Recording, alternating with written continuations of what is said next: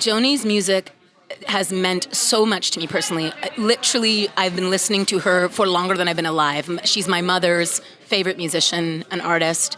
So I have been listening to Joni since I was in utero.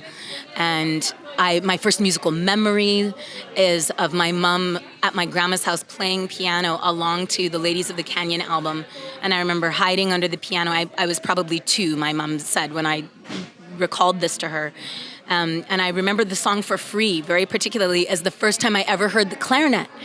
At the end, that gorgeous coda, because I slept last night in a good hotel, I went shopping to David Jew's, and the man playing the clarinet for free, and hearing that clarinet at the end of that song was galvanizing. Like I remember my whole having a physical reaction to the sound of it, and then all these full circle, I ended up playing clarinet in the Joni Jam band years later. So yeah, she's the soundtrack of my whole life, literally.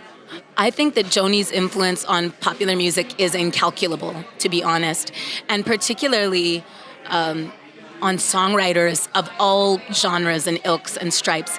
She is your favorite songwriter's favorite songwriter. That is, if you love Prince, she's his favorite songwriter. You love Mingus, she's his favorite songwriter. You love Shaka Khan, they're best friends, and she's Shaka's favorite songwriter, and it's just incalculable. Really, I think, and growing. I remember there was one tour that I did, and a young woman came out to help me with my daughter, Annabelle Hansen, brilliant young songwriter, and she had found Joni on YouTube.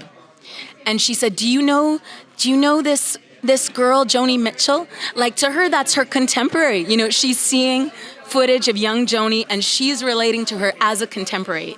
There's nothing dated about that kind of artistic integrity, truth-telling, poetic brilliance, artistic brilliance. It's timeless, and it's being discovered by new generations all the time. So it really is thrilling. It's incalculable.